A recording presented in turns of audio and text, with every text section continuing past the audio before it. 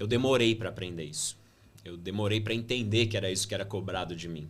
Ninguém nunca me falou isso. Então eu fui entendendo isso apanhando. Perdi emprego já por isso, inclusive. Já fui demitido exatamente por não ter essa leitura. Por não conseguir entender que era isso agora.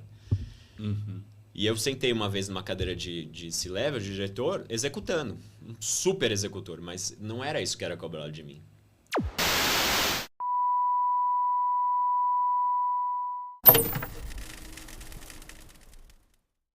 Bem-vindo ao 1FT Podcast. Meu nome é Guilherme, eu sou seu host e estou aqui hoje com Leonardo Jorge, ele que é presidente da Ferrin no Brasil. Vem aqui contar um pouco da trajetória dele e, quem sabe, aí mostrar um pouco do caminho que a gente vai mapear para tentar seguir. E aí, Leonardo, tudo bem? Tudo ótimo, cara. Obrigado pelo convite, Gui. Muito feliz de estar aqui. Que agradeço a sua presença. Léo, eu queria conhecer um pouco quem é o Léo, qual é a sua história, você poderia me dar uma pequena introdução? Vamos lá. Gui, eu tô ficando velho, a história é longa. Vou tentar encurtar, tá? Tá bom. Sou Leonardo, tenho 42 anos. Tô na indústria farmacêutica já há 25, quase 25 anos. Comecei na Bayer, como você, como estagiário. Que legal. Fui crescendo dentro da empresa, virei gerente de produto, enfim, fui indo. Da Bayer fui para outras empresas, a Ferrin hoje é a minha 8ª empresa no mundo corporativo. Nossa. Então, já passei por tudo, isso foi proposital na minha carreira, cara. Uma coisa que quando estagiário eu já falava que eu queria ser presidente. Eu queria efetivamente estar no topo. Que legal, desde o começo você já tinha essa tinha vontade. muito claro a vontade de. E eu percebi que para eu ser presidente, cara, se o meu objetivo final era esse, eu precisava diversificar a minha carreira. Eu deveria ter alguns comportamentos, algumas experiências mais diversas possível. Pelo menos no meu caso funcionou. Eu não tenho aquele tipo de carreira vertical que você vai de estagiário a presidente em X tempo, passando por marketing ou vendas ou o que quer que seja. Eu fui indo por muitas áreas diferentes, cara. Então, hoje, depois de 25 anos, para te resumir, a gente vai entrando, se você quiser, nos detalhes, tá? Já passei por muitas áreas dentro do mercado farmacêutico. Já fui campo, já fui marketing, comercial, vendas, né? Já fui BD, já fui inovação, já fui Chief of Staff, que é uma posição que a gente não conhece muito no Brasil ainda, mas é muito bacana. O braço direito real do presidente, você tem uma visão forte do que é ser presidente. Que legal. Eu quero saber mais sobre isso daqui a pouco. Te contar. Tá. Já fui Brasil, já fui Latam, já fui América Central, já fui global. Já trabalhei em Big Pharma, já trabalhei em Mid-Size. Então, assim, eu fui desenhando a minha carreira de uma forma para eu chegar hoje numa cadeira de presidente e me sentir confortável de estar em qualquer perfil de empresa, lidando com qualquer tipo de produto. Eu já trabalhei com ATC, já fui prescrição, já fiz 10 lançamentos. Já fiz de tudo mesmo. E foi proposital. Eu desenhei a minha carreira para estar nesse momento hoje de adaptabilidade muito grande, que é um ponto que pega bastante hoje, eu percebo. Nos níveis mais seniores, você passa a não ser cobrado mais tanto por resultado. O resultado é só a sua credencial. É muito mais o quanto você se adapta rápido aos cenários, né? Então, acho que construir minha carreira dessa maneira me ajudou bastante para chegar onde eu estou hoje. E, enfim, super recomendo para todo mundo. Legal. E me tira uma dúvida aqui. Como é que você chega na indústria? Que eu vi que você é publicitário, né? Cara, eu sou um pouco de tudo, para ser sincero, Gui. Eu fiz publicidade e propaganda na SPM. Sentia muita falta de números quando eu virei gerente de produto, porque a carreira de marketing ela é bem para a área de publicidade mesmo, comunicação, vai para uma veia menos financeira, vamos colocar assim, né? E aí eu falei, bom, preciso estudar alguma coisa ligada a número. Mas fazer finanças ia ser muito hard. Para marqueteiro, não tô nesse nível. Fui fazer economia, que é algo que tangencia, tá meio lá, meio cá. Aí fui pro INSPER, estudei economia. Depois bati a cabeça, cara. Eu comecei a fazer tudo que você puder imaginar de curso. Fiz mestrado em recursos humanos. Eu fiz design de interiores. Aí as pessoas falam, mas pra que você fez isso? E foi também com um propósito muito claro, cara, de entender... Eu acho que o arquiteto, o designer de interiores, ele precisa entender muito em profundidade o customer dele, né? O cliente. Cada cliente é um cliente diferente. Você precisa aprender como você tira a necessidade desse cliente para fora. Nossa. Eu fiz para isso. para entender como é que eu, na indústria farmacêutica, consigo entender a necessidade do paciente, do médico, que muitas vezes é o nosso cliente. Então, eu fiz para esse fim. Então, eu fui fazendo tudo. Também nos meus estudos, eu fui diversificando. Hoje eu estou fazendo psicanálise, para você ter uma ideia. Então, eu vou do A ao Z. A minha mãe fala, só falta medicina e engenharia, o resto você já zerou tudo. Sim. E uma dúvida sobre o que te motivou, né? Você falou que quando entrou como estagiário você já queria ser CEO. Me fala um pouco da sua infância, assim, onde você nasceu, tinha irmãos ou não, e por que você já queria ser CEO assim que você entrou? E eu venho de uma família super pobre, assim, cara. A gente não passava necessidade, mas a gente tinha uma vida bem tranquilinha, assim, bem... Não era o primo que tinha o castelo de Grayskull, sabe? Eu tinha primos que tinham, não era eu. Mas meus pais sempre me trouxeram um valor muito forte que é estudar, cara. Estuda, porque com estudo você vai abrir oportunidades, você vai ter oportunidades na vida. Então, eu sempre vim muito forte nisso. E hoje eu vejo, depois de... Acabei de falar que eu estudei tudo que você puder imaginar na vida e realmente é o que faz diferença na minha vida. Eu tenho um irmão mais novo que é médico. Então, você imagina os almoços de domingo para os meus pais, coitados, né? O meu irmão falando de medicina, ele é neuro, eu já trabalhei com neuro e a indústria farmacêutica, a gente fica nessa bolha. Eu tenho um propósito de vida, cara, de impactar positivamente a vida das pessoas. Quando eu consigo fazer isso, quando eu consigo mudar a vida de alguém, eu tenho um boost de energia muito forte. É meio que a minha missão de vida, meu propósito mesmo. Legal. E aí, se você pensar hoje no mundo corporativo, independente de você estar em farma ou você estar em qualquer segmento, a posição dentro da empresa que tem mais impacto é a do presidente. Querendo ou não, você impacta da base até lá em cima, né? Então, por isso, acho que talvez no começo, quando estagiário, era um pouco mais... Não tinha essa visão madura que eu tenho hoje do que é efetivamente ser um presidente, mas acho que o caminho era esse, cara. E acho que, de verdade, na vida a gente precisa buscar o que traz propósito pra gente. A gente precisa entender qual que é o seu propósito e como que o seu trabalho se alinha ao seu propósito. Hoje, a cadeira de presidente me traz muito essa sensação de que eu estou impactando não só o meu time, mas os pacientes também, né? Sim. Todos os direcionamentos que eu trabalho com o meu time hoje impactam muita gente. A gente nem conhece, né? A gente nem pode conhecer. Mas só de saber que o meu propósito está sendo cumprido, acho que check, sabe? Era isso que eu queria. Então, legal. É mais ou menos nesse caminho, cara. Legal, interessante. Bom, então, para fechar aqui a sua questão da motivação, né? Você falou bastante sobre propósito, né? Que você queria impactar a vida dessas pessoas. E isso, pelo que eu entendi também, a questão financeira também era um ponto de subir.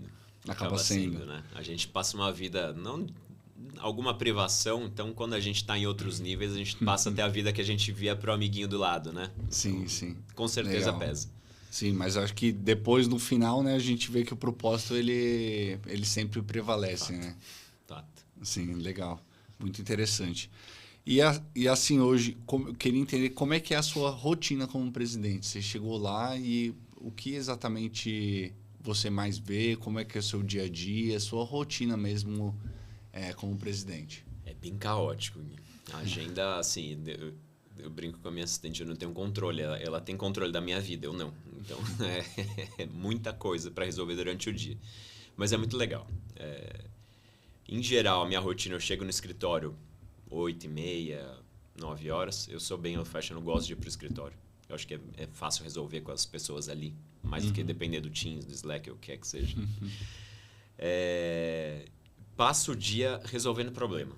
A minha rotina é resolver problema, tomar decisões, às vezes, ou muitas das vezes, sem os dados suficientes para tomar decisão e eu tomando risco. Mas é basicamente entender onde a gente está como time, quais são os gargalos, como é que eu consigo resolver os gargalos. Então, é uma visão, quando você está na liderança mais alta, é uma visão diferente. Você não está tanto na operação, você está mais identificando onde não está rodando. Como é que a gente resolve e resolve rápido. Então, a minha rotina é essa, cara. Eu passo o dia inteiro no escritório, não abro mão de, no fim do dia, ir para academia, treino todos os dias, porque é um momento que eu fico ali sem pensar em nada, sem ler e-mail, sem responder meu chefe da Dinamarca, sabe? É um tempo para mim, ouvindo minha musiquinha, fazendo meu exercício. Legal. Não abro mão disso. De fim de semana, eu divido entre família e estudo. sábado é o dia de eu estudar, fazer meu curso de psicanálise. Agora eu comecei a gravar conteúdo também para meu lado B de carreira, de estrategista de carreira.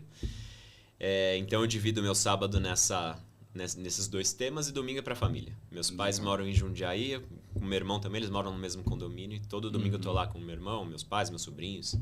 Também não abro mão disso, que eu acho que é importante. Família é a base pra gente, né? Então, legal. É mais ou menos isso a minha rotina, cara. Boa. E você vai todo dia pro escritório? Parece estranho, né? Eu vou de segunda a quinta, vai sexta-feira ninguém vai pro escritório, vou eu sozinho, então a gente faz home office todos nós, né? O time todo. Mas de segunda a quinta eu vou pro escritório.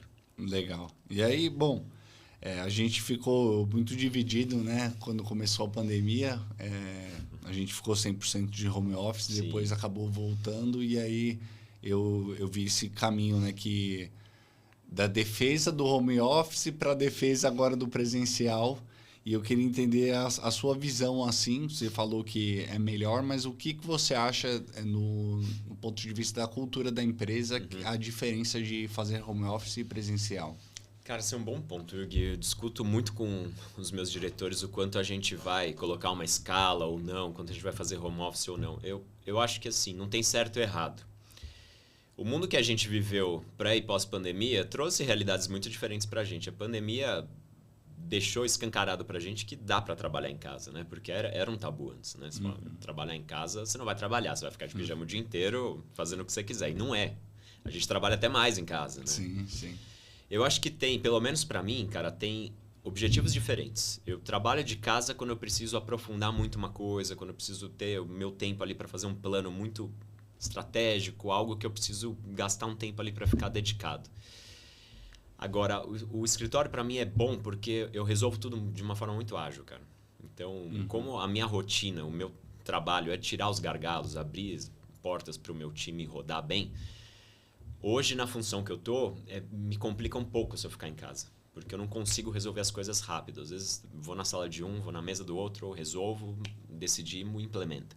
Se eu estiver em casa, dependendo do Teams, resolvo. Com certeza resolvo, mas vai demorar mais. Então, eu acho que tem momentos diferentes. Home office é importante. Eu acho que, ainda mais com a geração que está chegando hoje no mundo corporativo, valoriza talvez mais do que a minha.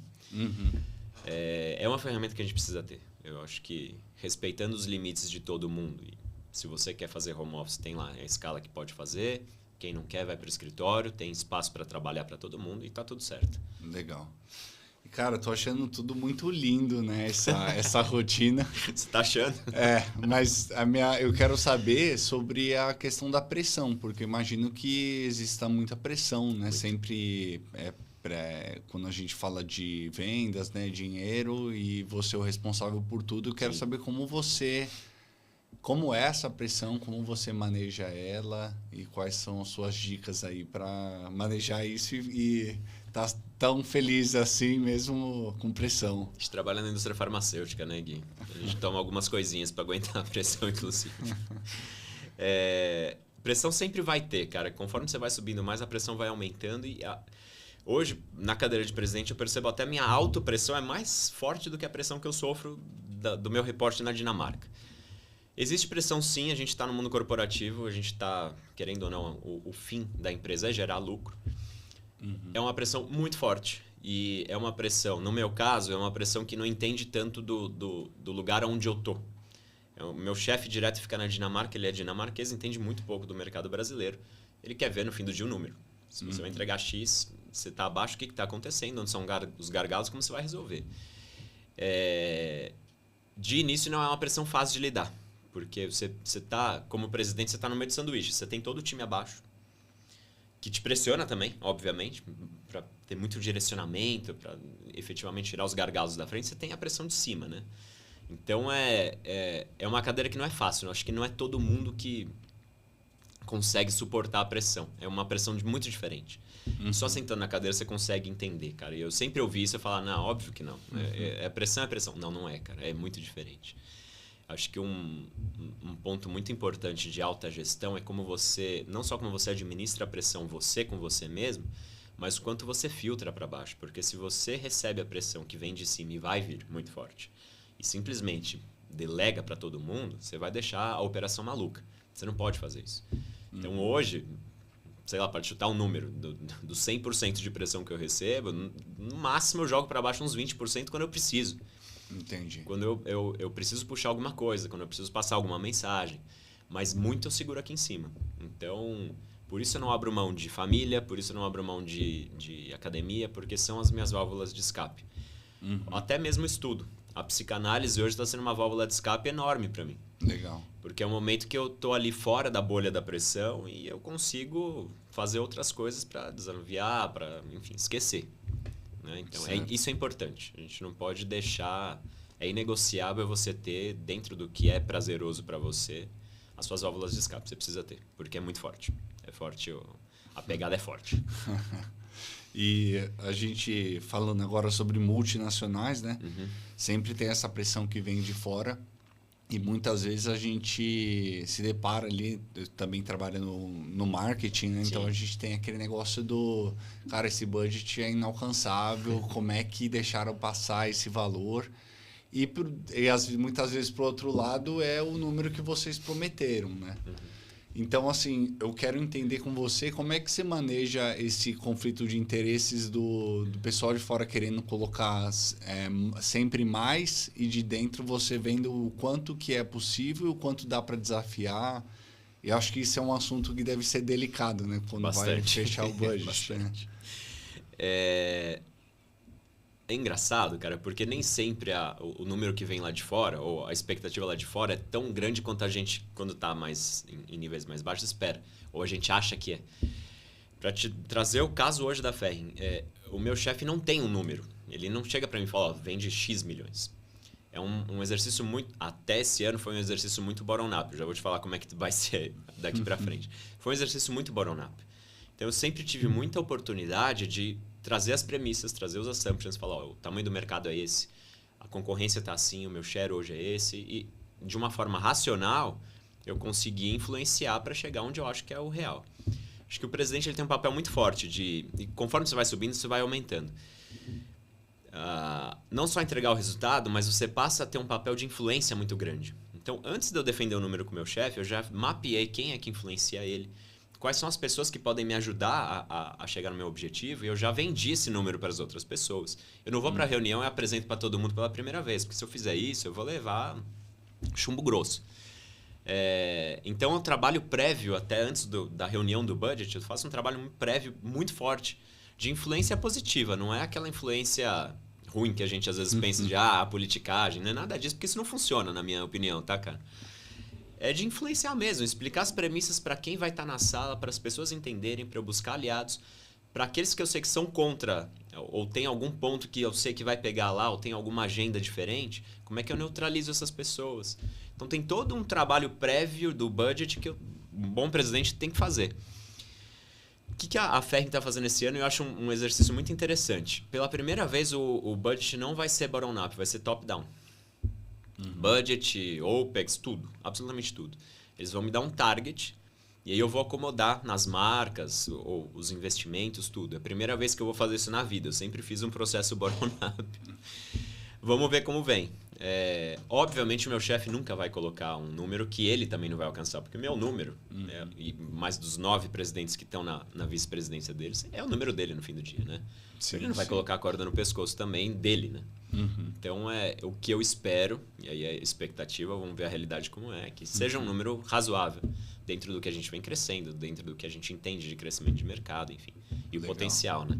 Legal. Interessante, você falou sobre essa questão de mapear os stakeholders e alinhar, né, antes de chegar na apresentação final. Eu vejo que isso é uma ferramenta que você tem, né, que você desenvolveu ali de relacionamento. Sim. Me fala mais um pouco sobre quais as ferramentas que você acha que são importantes para as pessoas desenvolverem para chegar num cargo de liderança. Legal. Isso também é um bom ponto, Gui, porque ninguém nunca vai ensinar isso para você, cara.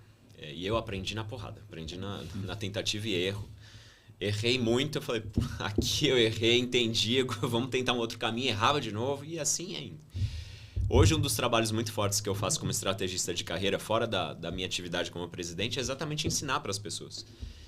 Dá um shortcut mesmo para a pessoa. Fala, olha, se você quer chegar nesse nível, talvez por aqui, por aqui, por aqui. O que eu aprendi nesses 25 anos, cara? Até determinado ponto, você vai ser cobrado por resultado. Você tem que entregar para a empresa o seu resultado. Depois de um nível mais sênior para cima, o resultado é o que te credencia para estar lá. Mas não vai ser o que vai te manter lá. Então, o que você precisa fazer? Além do resultado que você precisa entregar, é óbvio, você precisa ter uma capacidade de mapeamento e de influência muito forte. Você precisa aprender a ler o ambiente, aprender quem é quem. O cafezinho é muito importante, cara, quando você chega em uma posição de liderança, porque ali você começa a entender quem é quem decide, quem influencia, quem é neutro. E ali você vai tentando mapear aonde estrategicamente você vai positivamente influenciar. Isso é uma coisa que eu sempre falo para os meus clientes, né, de estratégia de carreira. A influência tem que ser sempre positiva, cara. Não é aquela coisa de puxar saco, de bajulação, porque isso não vai funcionar. Isso não se sustenta. Tem que ser uma coisa estratégica. Você precisa entender quem é quem na organização, você precisa aprender a influenciar de uma forma estratégica dentro do que você mapeou no cenário. Isso é um ponto. Segundo ponto, a comunicação, cara. Quando você passa por uma cadeira de mais alta senioridade, é importante você deixar de comunicar tarefas e começar a comunicar impacto. Até o nível de gerência, uma gerência sênior, você ainda vai ser cobrado muito pela tarefa. O one-on-one com o seu chefe vai ser muito de falar, eu fiz essa tarefa, esse projeto está atrasado, isso daqui é natural. Quando você passa para um nível de diretoria, um nível C-level, um presidente, você não vai fazer um one-on-one com o seu chefe para falar, então, o projeto que eu tinha lá, eu fiz, atrasou. Ele não quer nem saber. Não é isso que vai movimentar. Ele quer saber o gargalo que você encontrou, como é que você resolveu, as decisões que você tomou, para onde você está indo e o resultado se vai vir ou não. Então tem que fazer esse shift de comunicação. E não é só você alinhar o speech ou quanto você leva de dados, porque isso é importante também. Quanto mais você sobe, menos tempo na agenda você tem. Então se você leva para cima muito nível de detalhe, você vai perder a pessoa, você vai perder o seu líder. Então tem uma parte sim de assertividade, de como você leva, mas mais do que isso, o que você comunica. Você precisa, numa alta liderança, você precisa comunicar impacto, não tarefa. Legal. Isso está dentro do arcabouço de coisas aí que ninguém ensina pra gente, cara, mas é o famoso jogo corporativo. Legal. Isso é o tipo de coisa que você aprende apanhando, né? E aí você vai desenvolvendo, mas eu achei muito interessante, principalmente essa questão da mudança de tarefa para impacto, né? Eu acho que, de fato, se pegar um cargo mais de analista ou gerente, é bem assim, né? O que você está desenvolvendo e aí, quando você... E aí a dúvida, né? Quando você surge... vai para os níveis mais altos, isso começa a ser mais um impacto que você está causando ou não. Exato, cara. Muito interessante. É como você é medido. Ninguém nunca vai te falar isso, cara. O seu chefe nunca vai no seu plano de objetivos do ano, nunca vai estar lá. Você vai ter que gerar X de impacto. Mas é o que ele vai te cobrar. É o que vai fazer você ficar na cadeira. Se você consegue gerar impacto e comunicar que você está gerando. E não só para o seu chefe. Você precisa comunicar para a organização. Você precisa ter patrocinador interno. E o patrocinador não é o mentor. O mentor fala com você. O patrocinador fala de você quando você não está na sala. Então, se você quer crescer, cara, você precisa ter patrocinadores internos que não sejam só o seu chefe. O seu chefe precisa te patrocinar. Você pode me explicar mais um pouco sobre isso? Claro. Mentor, patrocinador... O seu chefe precisa te comprar, né? Isso é o básico, porque ele ali no fim do dia tem a caneta para falar vai ficar ou não. Então, legal. Isso é o básico. Mas dentro da empresa você pode ter um mentor que é aquele cara que vai te ajudar, a te conduzir, falar, tô com uma dúvida aqui, tô com um problema aqui. É uma pessoa com mais experiência que ele vai falar com você. Ele vai efetivamente fazer um one-on-one com você, vai fazer reuniões com você, para te dar, dentro das perspectivas dele, da experiência dele, uma solução, um caminho que você está enfrentando hoje. É importantíssimo você ter mentor dentro da empresa e fora da empresa. Eu tenho mentores para todos os lados. Alguns deles foram líderes meus, outros são mentores externos mesmo, e é super importante. Mas o mentor não é o cara que numa reunião de promoção, por exemplo, dos ciclos de promoção que a gente discute no ano, não necessariamente o mentor vai ser aquele cara que vai te defender quando seu nome vier na mesa. Você precisa de um cara que é, além do seu chefe, que é o patrocinador. É um cara que entendeu o impacto que você gera na organização, é um cara que tem o seu nome na cabeça, que ele te comprou. Certo. Isso você precisa desenvolver. Você precisa efetivamente ter um plano de quem vai me patrocinar dentro da empresa. Sem patrocinador você não vai crescer. Isso ficou muito claro para mim. Legal, interessante. E mais uma vez, cara, isso é algo que eu também pego muito com o pessoal que eu trabalho de estratégia de carreira. Não é bajulação, cara. Porque na bajulação, no puxar o saco, você não vai conseguir patrocinador. Você vai ficar no raso. Você precisa efetivamente, dentro do arcabouço de comunicação, levar para as pessoas que você sabe que tem influência na decisão de promoção, de o que quer que seja, os seus impactos. Você precisa comunicar os seus impactos, mas de uma forma leve, fluida, que não fique artificial. Aí você conquista os seus patrocinadores e essas pessoas vão te ajudar a crescer. Legal.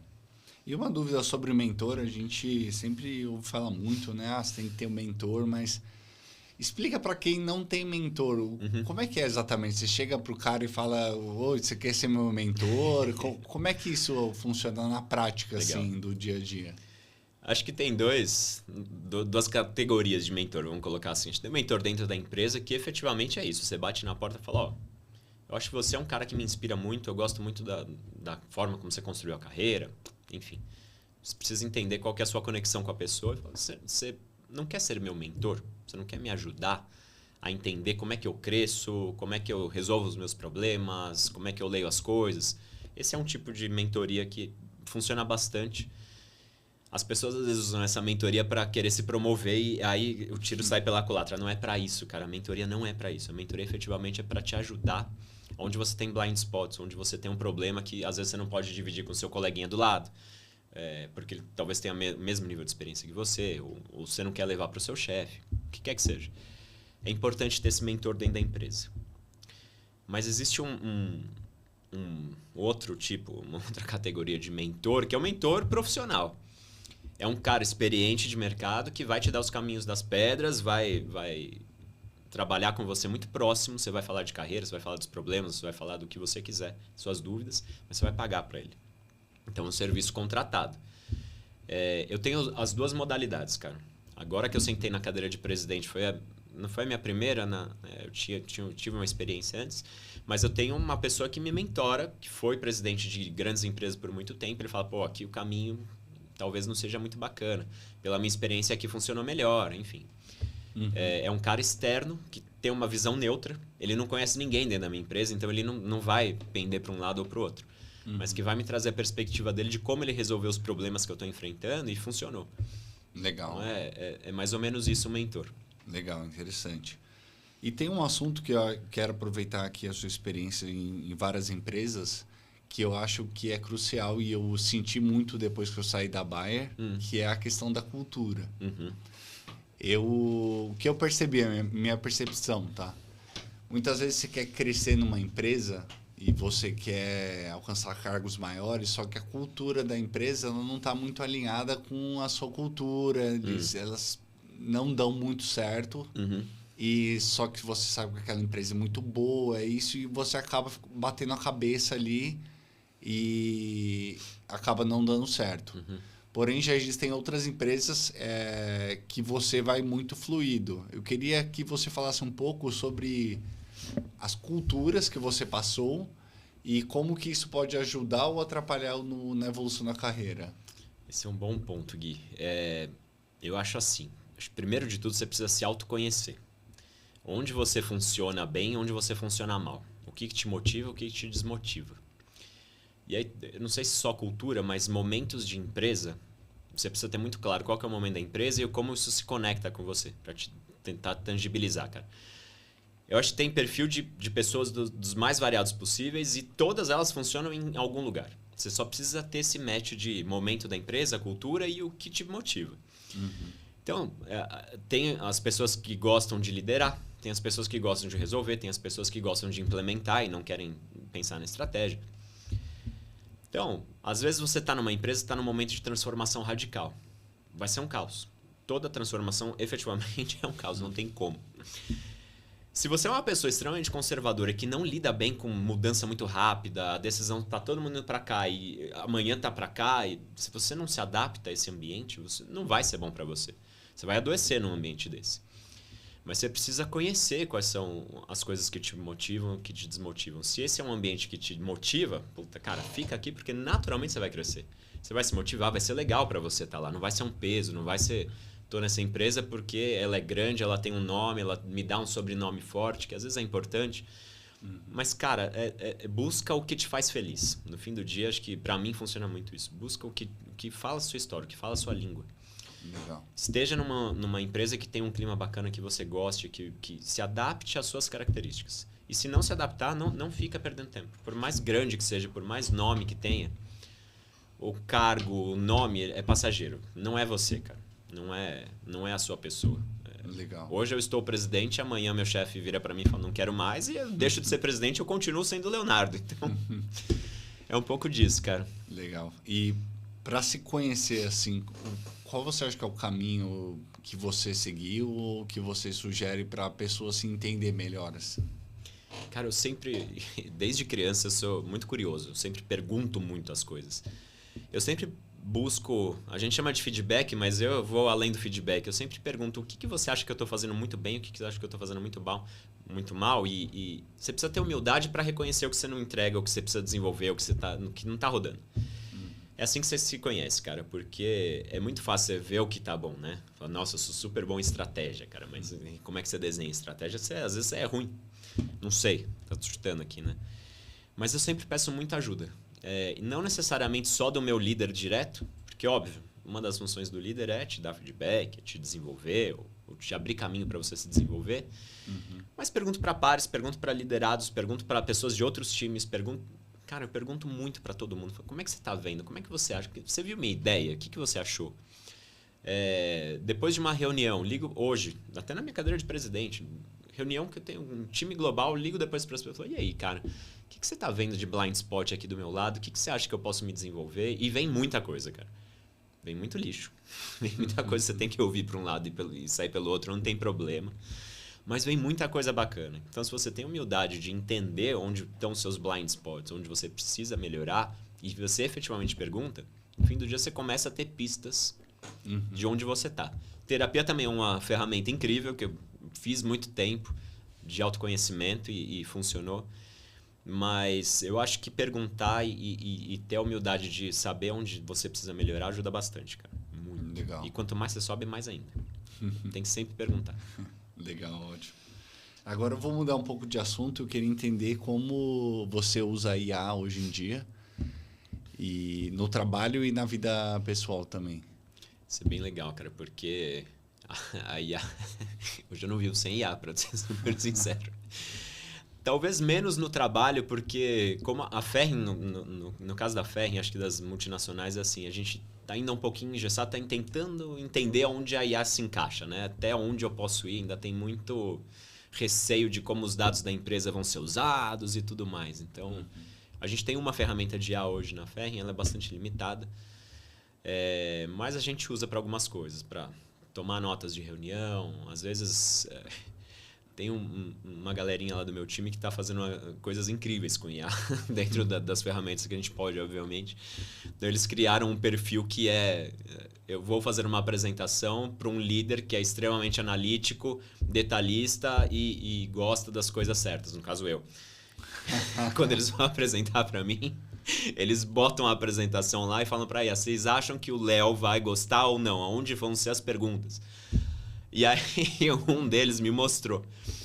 Cara, é incrível como a IA consegue, depois de um tempo, ela já me entende. E as perguntas que eu faço, a maioria a IA antecipou pro time e falou, ele vai perguntar isso, se prepare e eu pergunto, cara. É muito legal. É muito legal. Agora, fora da empresa, eu estou usando muito, até para criação de conteúdo. Obviamente, a gente grava tudo, isso ainda eu faço eu mesmo. Mas hoje, eu uso algumas ferramentas de publicação, de seleção de horário que é melhor publicar, enfim, o que quer que seja. No sábado eu gravo os meus vídeos, eu subo tudo numa plataforma, falo para ele, olha, Instagram e LinkedIn, publica para mim durante essa semana esse vídeo, nos melhores horários, e ele cria um mapa para mim e vai publicando. E qual que é assim? Hoje eu uso o Metricool. Nossa, não conheço. É muito legal, cara. Ele planeja absolutamente tudo para você. E aí ele vai trazendo dicas, ele vai aprendendo, né? Fala, ó, os seus seguidores às 11 da manhã eles estão mais ativos na segunda e na quarta. Eu vou publicar nesses horários, tá? E eu tô numa reunião, tô resolvendo meus problemas do dia a dia, tô publicando coisas lá. Às vezes as pessoas estão me perguntando, mas em que momento você fez isso? Porque eu tava em reunião com você. Então eu estou usando muito para essa parte de processos e muitas coisas que às vezes eu não conheço. Esse mundo de influenciadores, né? Longe, eu estou muito longe disso ainda. Mas é um mundo que eu não conheço, cara. Então a IA me ajuda muito nesse sentido, muito. Traz Legal. a inteligência mesmo que eu não tenho. Como é que chama essa IA? Metricool. Metricool. Ele é um Legal. planejador, você conecta ele com absolutamente tudo. Instagram, LinkedIn. E ele é mais focado para esse tipo de tarefa, de publicação. Eu, pelo menos, se ele tem outras funções, eu ainda não descobri. Eu uso para isso. Ele me ajuda como publicador. Legal.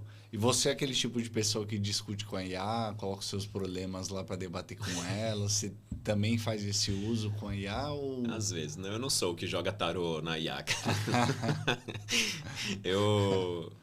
Eu uso com muito filtro a IA também, cara, porque por mais inteligência que eles tenham, você ainda precisa do filtro humano por trás para falar, isso aqui talvez não seja tanto assim. Às vezes eu faço algumas perguntas, mas sempre com muito filtro, sempre com muito filtro. Eu uso a IA mais como um direcionador. Eu falo, pô, às vezes eu estou precisando de uma ideia, me ajuda aqui a pensar. Ele me traz o caminho, mas a ideia ainda continua sendo minha. Entendi. Então eu uso com filtro. Legal. Boa. E agora sobre contratação. A minha dúvida é, você falou toda a sua estratégia, né, de crescimento, de mapear. Agora eu queria entender, quando você vai contratar uma pessoa, o que você mais olha hoje em dia? Acho que depende muito do cargo, depende muito do que eu preciso, obviamente, né? Para posições mais sênior, mais de C-level do meu time, o que quer que seja, o que eu falei um pouco para você. Resultado para mim é credenciador. O que a pessoa traz de background de entregas?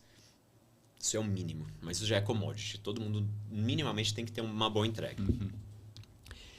E aí sempre que eu vou entrevistar alguém, cara, eu começo muitas das minhas entrevistas falando, oh, isso daqui não é uma entrevista, é um bate-papo. Eu não acredito em um modelo de entrevista que eu vou ficar te testando e perguntar quantas bolinhas de ping-pong cabem no Cristo para entender como é a sua linha de raciocínio.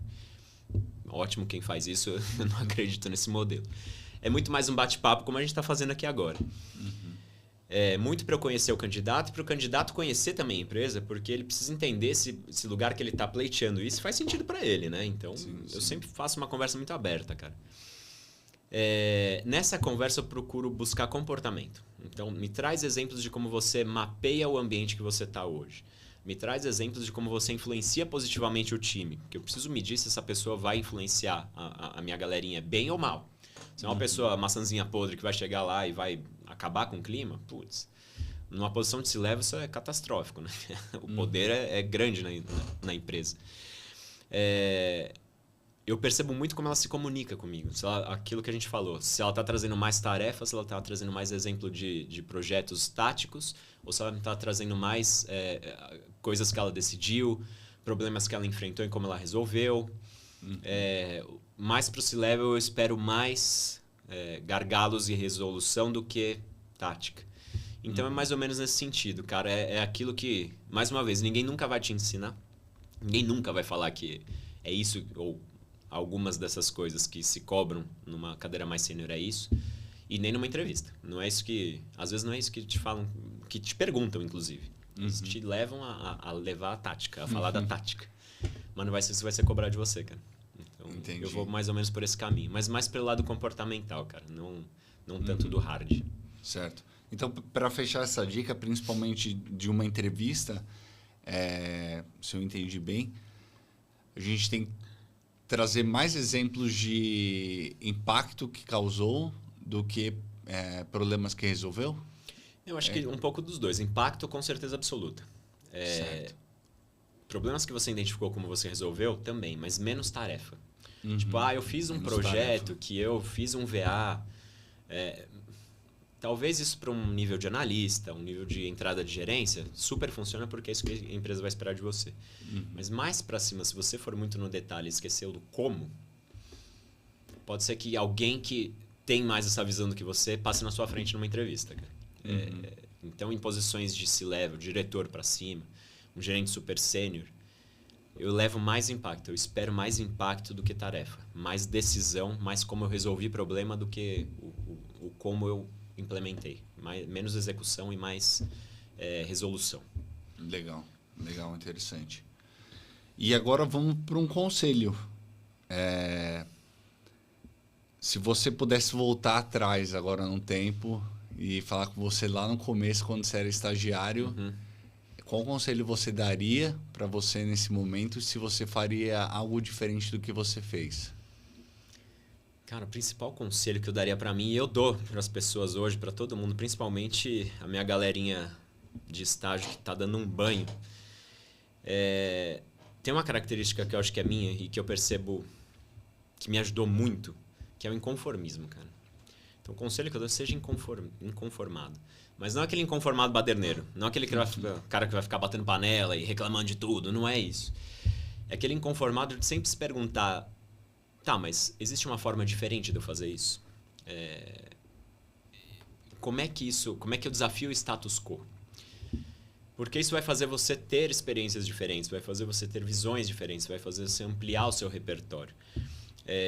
Eu pessoalmente, é uma característica minha, sempre que eu ouço, mas aqui a gente sempre fez assim, meu Deus, já me pega, é algo que me desafia, falo, então agora a gente vai fazer diferente, porque ótimo que a gente sempre fez assim, mas no mundo que a gente está vivendo, se eu fizer sempre as coisas do mesmo jeito, no mesmo lugar, eu não vou chegar lá na frente onde eu quero. Então você precisa ser inconformado, cara, você precisa sempre perguntar como é que eu posso fazer isso de uma forma diferente, mesmo quando está funcionando. Mas como é que eu posso fazer diferente para funcionar ainda mais? O que eu ainda não vi aqui que eu posso fazer diferente? Eu sempre fiz isso e até agora tem funcionado, cara. Vamos ver daqui para frente. Legal. Mas é isso, Gui. E no seu crescimento, assim, eu ainda queria aprofundar nisso. Tem alguma coisa que você fez que você, cara, não precisava ter feito, né? Não se arrependeu, mas você viu que poderia ter sido mais fácil e que você fala, cara, agora que eu tenho mais chão, eu faria diferente. Tem alguma situação que você pode trazer? Não sei situação. Assim, de bate-pronto não vem situação na minha mente, Gui, mas vem muito esse shift de uma cadeira de gerência para uma cadeira de C-Level. Essa mudança é, mais uma vez, algo que ninguém nunca vai te ensinar, mas é algo que é radicalmente cobrado de você. Então, é partir da execução e mais para resolução. É você saber mapear as pessoas, você saber influenciar as pessoas mais do que executar. Eu demorei para aprender isso. Eu demorei para entender que era isso que era cobrado de mim. Ninguém nunca me falou isso. Então, eu fui entendendo isso apanhando. Perdi emprego já por isso, inclusive. Já fui demitido exatamente por não ter essa leitura, por não conseguir entender que era isso agora. E eu sentei uma vez numa cadeira de C-Level, de diretor, executando. Um super executor, mas não era isso que era cobrado de mim. E aí assim eu aprendi na dor, e tá tudo bem, faz parte. Mas acho que é um pouco disso, Gui. Como você faz essa mudança de chave, que é uma mudança de chave muito radical e que a gente não percebe que é cobrado da gente. Ninguém nunca fala isso, ninguém nunca ensina. Não tem um MBA em mundo corporativo para te ensinar. Entendi. Para isso tem os estrategistas de carreira, tem os mentores, o nome que você quiser dar, que é um pouco do trabalho, inclusive, que eu faço hoje com os meus clientes. E como é que você navega melhor no mundo corporativo? Que dá pra gente mudar? Dá, mas demora. Eu mudar um transatlântico no oceano, não faço isso em 5 minutos. Então, enquanto eu não mudo, enquanto eu não viro esse transatlântico, como é que eu navego bem no mundo corporativo com as regras do mundo corporativo? E quais são essas regras? Então, Legal. É um pouco disso que hoje eu estou fazendo também. Legal. Muito bom. E quais são os indicadores, assim, você falou muito do que você aprendeu e aí, a partir daí, você entendia o jogo agora. Mas eu quero saber, assim, qual foi esse momento que você entendeu que o jogo virou? O trabalho ficou mais fácil, ficou mais leve? O que foi que aconteceu que você falou, cara, não era executar que nem um maluco, era isso aqui? Mais fácil eu ainda não cheguei, tá aqui. Eu tô esperando chegar nesse momento do meu trabalho ser super fácil. Mas eu acho que alguns aprendizados que a gente vai tendo, algumas vezes na vida a gente leva uns tropeções grandes e a gente precisa aprender com isso. Esse fato que eu te falei agora de eu ser demitido uma vez, a primeira coisa que eu perguntei foi, mas espera, não tá fazendo sentido pra mim. Eu sempre fui o prodígiozinho, eu sempre fui nossa, você fala do Léo, cara, não, entrega, que é uma beleza. Talvez não seja isso, cara. E aí eu voltei pro mercado. Fiquei 5, 6 meses ruminando. Voltei para o mercado, falei, vou testar um outro approach. Vamos ver se talvez não seja só execução, talvez seja alguma outra coisa. Fui para esse lado que a gente falou já agora. Funcionou. Olha só. Saquei. Então tá, foi aqui que eu errei. Essa parte da... É pejorativo a gente falar de politicagem, de blá blá blá, mas para mim a politicagem não é ruim, porque ela não é, mais uma vez, a puxação de saco, a puxação de tapete que a gente sabe que existe. Não é isso. Isso às vezes faz você crescer, mas você não se sustenta. Mas a politicagem corporativa bem feita, estratégica, de influência positiva, ela faz você crescer. E ela faz você se manter, inclusive, quando você cresce. E falando em politicagem, né, eu percebo muito isso na nossa cultura do brasileiro, Fato. que ele não pode falar sobre o trabalho dele, que é porque ele está se autopromovendo, mas lendo principalmente livro de autores americanos, eles, cara, se você não contar o seu trabalho, ninguém vai contar para você. É fato. E você já passou por outros países, eu queria entender, de fato o Brasil, você vê as pessoas são assim mesmo e em outros lugares é diferente? E eu acho que não só o Brasil, tá? Eu venho de América Central agora, eu estava na América Central e eu vejo que é uma característica latina, cara. Do México para baixo, a gente é muito assim. A gente tem dificuldade de dar um feedback negativo. A gente tem dificuldade de... É muito relacionamento e menos preto no branco. Quando você vai para a Europa, culturas como a que eu estou convivendo agora, dinamarquesa, se não funcionou, o meu chefe vai sentar comigo e falar, isso daqui foi uma porcaria que você fez. Mas não é porque ele quer acabar comigo que ele vai me mandar embora, é porque é assim. E é porque ele quer o meu bem. Pra gente isso é um pouco agressivo. Mas eu vejo que não é só o Brasil, tá? É latino. A politicagem aí, vamos colocar nesse termo, não gosto desse termo porque ele é muito pejorativo, mas você precisa efetivamente comunicar os seus, não os resultados, o impacto. Você precisa comunicar seu impacto, mas até para isso você tem uma forma de fazer. Se você manda um e-mail para a corporação inteira falando, olha que legal o resultado que eu alcancei, isso é bajulação, isso é venda barata, não vai ser, isso, você não vai comunicar o seu impacto com isso. Por isso que eu te falei, você precisa mapear muito quem é quem decide, quem está no jogo, quem é quem no jogo. E aí, dependendo do mundo onde você está, da empresa onde você está, você vai comunicar os seus impactos de uma forma muito pontual com essas pessoas. E não é chegar, marcar uma reunião com você e falar, Gui, você não sabe o que eu entreguei, cara. Nossa, isso é petulância. Você não vai ganhar nada com isso. Mas, às vezes, eu sentar com você e falar, Gui, deixa eu falar uma coisa, cara. Eu tô fazendo um projeto que é assim, assim, assim. Eu tive esse resultado. Você já fez algo parecido? Você tem uma visão diferente de como eu posso melhorar esse resultado? Você comunicou o seu impacto, você comunicou o seu resultado, e você pediu ajuda. Toda vez que você pede ajuda, você traz a pessoa para o seu lado. Então, a gente tem formas de você comunicar o impacto. A que eu menos gosto é o e-mail se auto-vendendo para todo mundo. Isso, cara, não funciona. Eu não leio. Cada vez que eu recebo hoje, na cadeira que eu tô um desse, é o primeiro que eu falo, ótimo, menos um. Porque não é por aí. Eu acho que tem formas de você influenciar as pessoas positivamente para elas entenderem o seu valor. Legal. Então é isso. E que é difícil fazer, cara. Mais uma vez, entra na caixa das coisas que as pessoas não ensinam pra gente. Você vai pegando no dia a dia. Entendi. Boa. E tem um ponto que você falou também que eu fiquei curioso. Você falou que seus liderados, né, usam uma IA para ver como é que você vai comentar, né? Eu queria entender um pouco mais. Você pega muito no pé do pessoal de detalhes. Vou trazer meu time aqui e você pergunta para eles. Eu tô ansioso para ver os comentários no episódio. Eu também. Eu sou bastante criterioso, Gui. Eu sou uma pessoa extremamente assertiva e conforme eu fui subindo com menos tempo na agenda, eu percebi que essa característica começou a se aflorar muito mais em mim. Então, se hoje uma pessoa do meu time quer me contar alguma coisa, eu dou muita abertura. Pode sentar e me trazer o que você quiser. Problema, não tem problema. Mas me traga de uma forma assertiva. Então, eu procuro ser justo. Uma coisa que eu faço muito como líder é sempre explicar muitas razões de por que eu estou tomando uma decisão. Eu tenho muita transparência com o meu time. Falo, a gente está mudando o caminho da empresa, a gente está indo para esse outro lado por causa disso. A, B, C e D. Todo mundo entendeu? Se ninguém entendeu, vou tentar comunicar de uma outra forma, porque é importante as pessoas entenderem.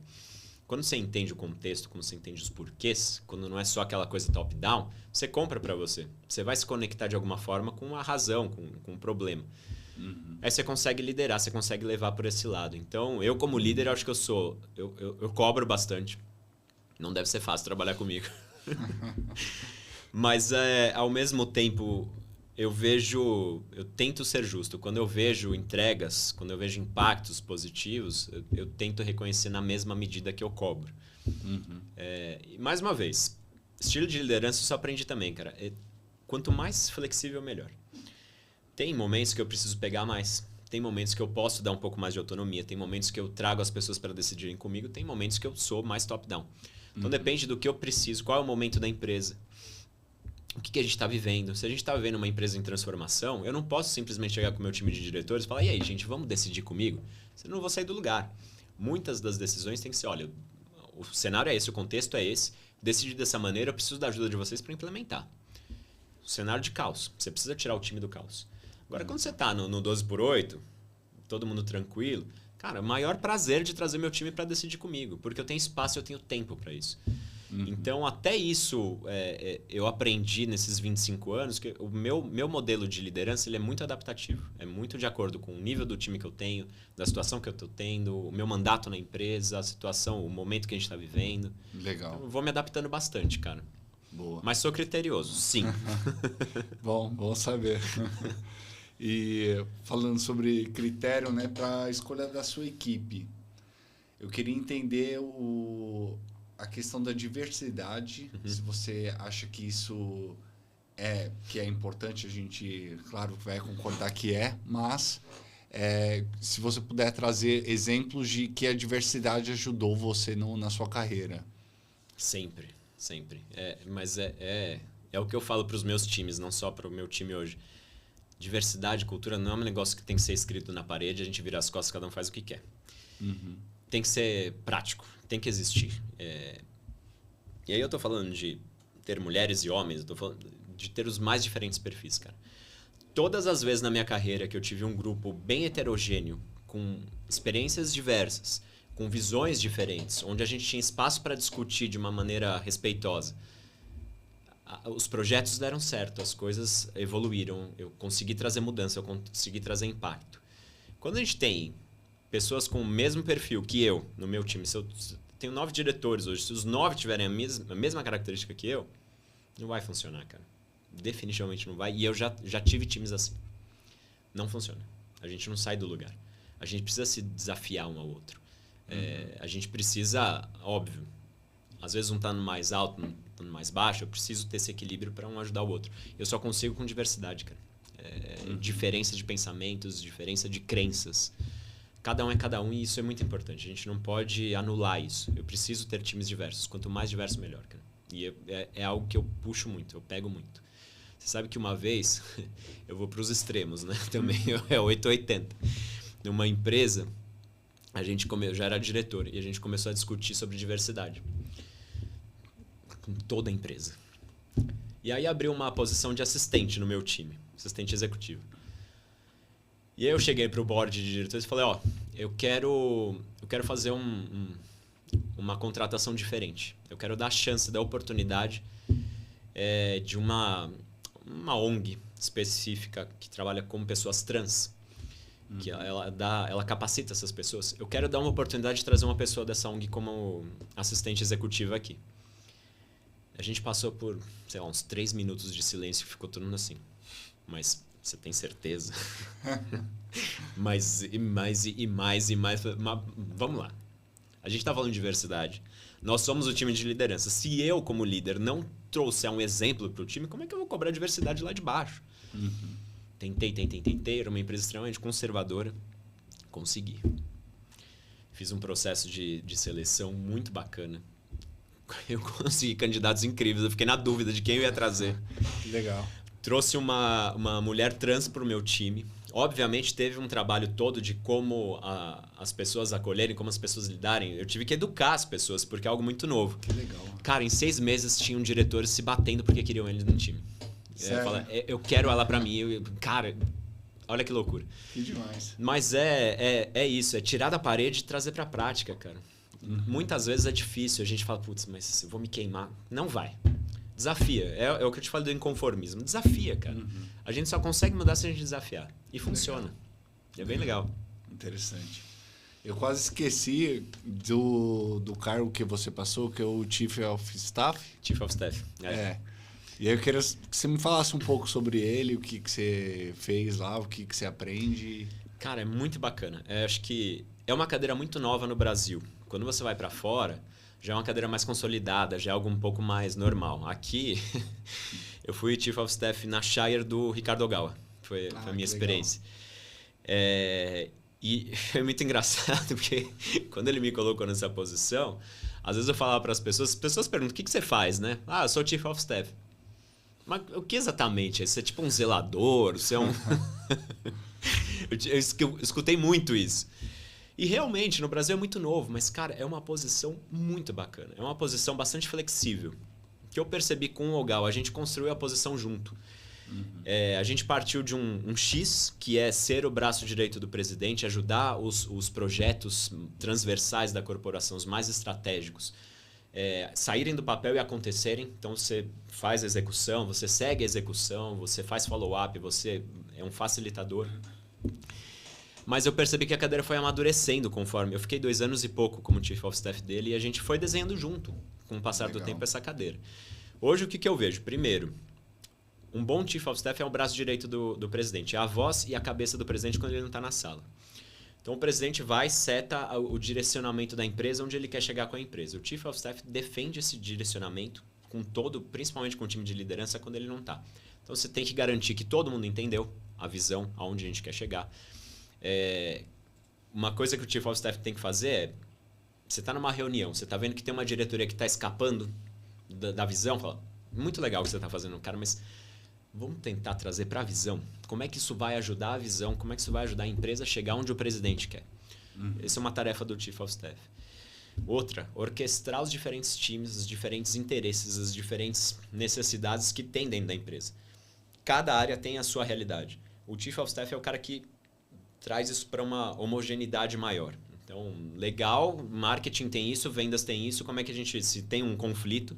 Como é que a gente vai chegar num meio termo equilibrado para ajudar a empresa a atingir a visão do presidente? Entendi. No fim do dia, é muito o braço direito do presidente também na identificação de gargalos, aonde não está funcionando, o que vai evitar a empresa chegar na visão que ele quer. E não só identificar e levar para ele e falar, putz, resolve aí. Você vai tornar a vida do cara um inferno. Mas é identificar esse gargalo, sentar com os envolvidos e falar, gente, eu identifiquei esse gargalo, todo mundo está enxergando isso, agora me conta a sua visão, a sua. Agora vamos chegar numa visão que é única para todo mundo. Resolve o gargalo, se está dentro da sua autonomia, resolve, implementa e vai. Só avisa depois. Se não está na sua autonomia, cara, chefe, cheguei aqui, identifiquei esse gargalo, essa daqui é a solução que eu estou propondo, o que você acha? Seguimos assim, você tem uma outra visão, mas o Chief of Staff ele é um grande liberador da agenda do presidente para ele ficar focado nas coisas mais estratégicas, menos nos gargalos, nos problemas, né? na resolução dos gargalos da empresa. Mas qual que é o perfil dele assim? É um cargo, digamos que ele tem que ter a senioridade de um diretor, de um gerente? Qual que é o... Depende muito da empresa. Eu já vi Chief of Staff que era gerente, já vi diretor, eu já vi VP. Tem de tudo. Eu acho que independente do cargo, da nomenclatura, da hierarquia, que para mim isso tudo é bullshit, cara. É coisa que a gente inventa para encher a paciência no mundo corporativo. É muito mais uma pessoa com uma capacidade de influência muito grande, independente se você é um gerente ou um VP. Porque o que acontece com o Chief of Staff? Ele não é chefe de ninguém. Sim. Só que ele precisa trazer todo mundo, engajar todo mundo nos projetos do presidente para fazer a coisa sair do papel. Então ele precisa ter uma influência absurda para trazer e convencer as pessoas a vir junto com ele. Então, não importa se você é um gerente, se você é um VP. Se você tem isso dentro de você, se você consegue trazer as pessoas junto com você, sem ser o... Tem muito disso também. Às vezes as pessoas veem o Chief of Staff como um bode expiatório do presidente. Falam, mas tá aqui na minha reunião para ver o que eu tô fazendo e vai levar para lá. Não pode ser isso. Você precisa trabalhar como um parceiro das áreas, né? Então, é muito isso. É a sua capacidade de influenciar. Você tem que ser um grande influenciador, cara. E essa cadeira foi aí que eu aprendi a mapear as pessoas, entender quem é quem. Como é que eu influencio positivamente, como é que eu gero impacto. Veio muito dessa cadeira. E antes de você entrar nessa cadeira, você era diretor, gerente? Eu era gerente de marketing de de uns produtos de doenças raras da Shire. Entendi. E aí, depois desses 2 anos, você catapultou a sua trajetória. Mudou bastante. Né? Mudou bastante. Porque aí, depois disso, eu fiz uma movimentação para a BU. Mas com essa vivência de Chief of Staff, de influência, de um todo, o Chief of Staff ele tem a visão do presidente, né? Coisa que você, como BU ou qualquer outra área, regulatórios, você tem a sua caixinha, né? O Chief of Staff tem a visão do todo. Me ajudou muito a ser um BU muito mais completo, vamos colocar assim. Uma visão de PNL completa. Uma visão de impacto na organização completamente diferente do que se eu tivesse gerente de marketing para BU, sabe? É efetivamente a visão do presidente. Você senta na mesa e fala, uau, isso é a empresa. Isso é um PNL, caramba. Então é muito legal, cara. Eu recomendo para todo mundo. É muito bacana. Legal. E agora a última pergunta, que é bem complexa. Vamos ver como você se sai. Mas assim, depois de 25 anos no mercado, finalmente você chegou na cadeira de presidente. Sim. Então, tudo aquilo que você colocou como meta quando era estagiário, hoje você chegou. A minha pergunta é, você está feliz? De fato era aquilo que você esperava? E se você puder comentar, se valeu a pena. Cara, eu acho que qualquer cadeira que a gente tá, ou qualquer função que a gente tem, ela tem que estar muito ligada ao nosso propósito. Como eu te falei, meu propósito é muito de influenciar a vida das pessoas positivamente. Se me pergunta se estou feliz, estou muito feliz. Porque hoje, dentro desse meu propósito, que é influenciar positivamente, eu consigo influenciar muito. Não só dentro da empresa, mas fora também.